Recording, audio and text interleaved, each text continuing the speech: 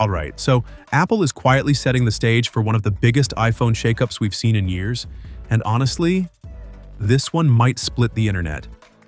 Because if the leaks are right, the iPhone 18 Pro isn't just another annual refresh. It's Apple rethinking how the iPhone looks, how it shoots video, how it connects to the world, and even how it handles AI.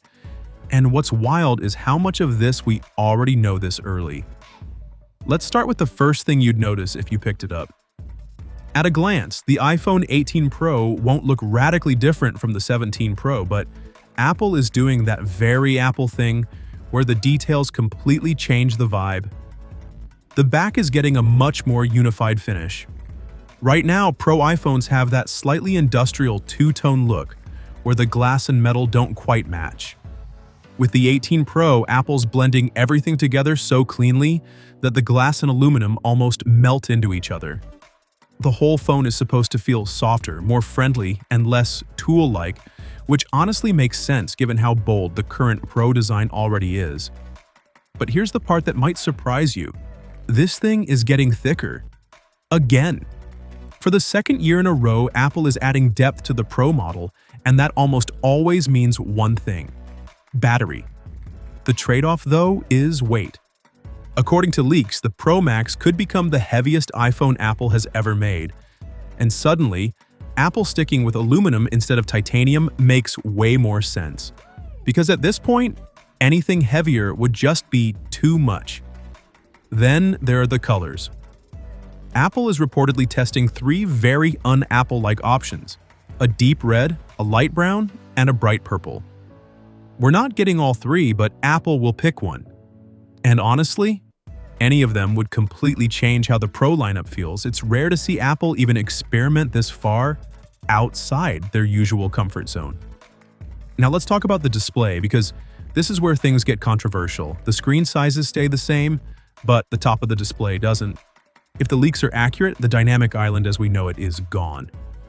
In its place, a single hole-punch camera, sitting in the top left corner. Yeah, that part feels very un-Apple, but there's more going on here than just copying Android phones.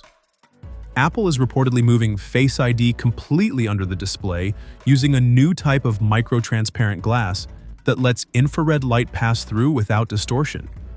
That alone is a huge technical achievement. And if history tells us anything, Apple rarely makes a hardware change like this without pairing it with a clever software twist. Remember when we all thought the iPhone 14 Pro would just have a weird pill cutout? Then Dynamic Island happened. I'd be shocked if Apple doesn't reinvent the UI again to make this feel intentional. The off-center placement likely isn't random either. The front camera itself is getting a big upgrade, jumping to a 24-megapixel sensor. Bigger sensor means more space, and shifting it to the side frees up room for everything else packed into the middle of the phone. And space is about to become very valuable because the rear cameras are getting serious. The main wide camera is reportedly gaining a variable aperture, something you normally see on high-end DSLR cameras. That means you'll be able to physically control how much light hits the sensor. More control over depth of field, smoother-looking video, better low-light shots, and less reliance on software tricks. On top of that, Apple is said to be using a brand new 3-layer sensor, ironically supplied by Samsung, which should improve dynamic range, reduce noise, and respond faster to light changes. Interestingly, while Apple is making the cameras more advanced, they're also simplifying something else: the camera control button. Right now it supports touch, pressure sensitivity, and clicks, and for a lot of people, it's just annoying. The rumor is that Apple is stripping it back to a simple physical button that launches the camera and takes photos. No accidental swipes, no weird half presses, just a button. Which honestly sounds like Apple admitting they overthought it. And whatever money Apple saves, there might be going straight into connectivity, because this is where the iPhone 18 Pro starts sounding futuristic. Apple is reportedly preparing full satellite internet support, not just emergency SOS, not just to texting. Actual internet access, likely behind a subscription. That would turn your iPhone into a true off-the-grid device, especially useful in rural areas or places where cellular coverage just isn't reliable. At the same time, Apple's modem team is rolling out the C2 modem. Unlike the current C1, This one supports both sub-6 GHz and ultra-fast millimeter wave 5G.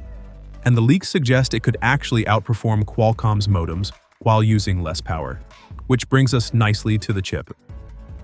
The A20 is shaping up to be one of those rare step-change upgrades.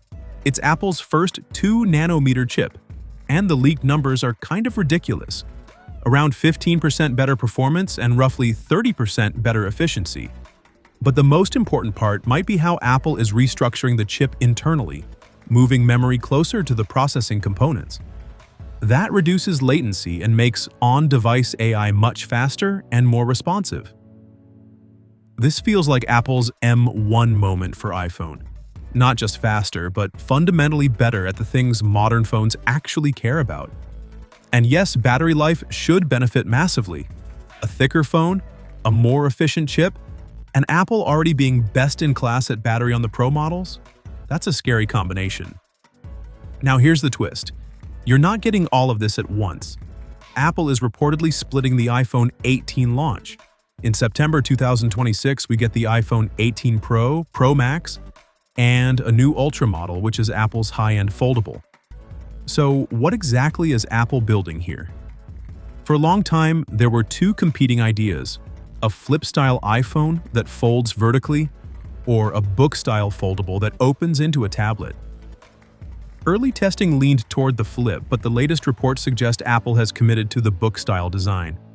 Think small phone on the outside, iPad mini vibes on the inside. Closed, it's compact and usable with one hand.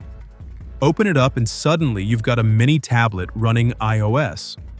But the most interesting part isn't the size, it's the crease. Because apparently Apple is obsessed with killing it completely. Where Apple might really differentiate itself is the hinge. This is the part that usually defines how good or bad a foldable feels after a year of use. Apple is reportedly using a liquid metal hinge, which is wild. If this hinge is as durable as claimed, it could massively improve long-term reliability and help with that crease reduction too. Then, 6 months later, the regular iPhone 18, a revised iPhone Air, and a cheaper 18e arrive. And when you think about it, that strategy is kind of genius. If you walk into a store during the holiday season and the only new iPhones available are the expensive ones, a lot more people are going to stretch for a Pro, especially when the base iPhone isn't getting many meaningful upgrades anyway. So yeah, it's still early and things can absolutely change, but for the first time in a while, it feels like Apple is genuinely trying to make the iPhone exciting again, instead of just safe. And if even half of this turns out to be true, the iPhone 18 Pro could be one of the most interesting phones Apple has ever made. If you want to stay on top of everything Apple has planned next, make sure you're subscribed, because there's a lot more coming. Thanks for watching, take care, and I'll see you in the next one.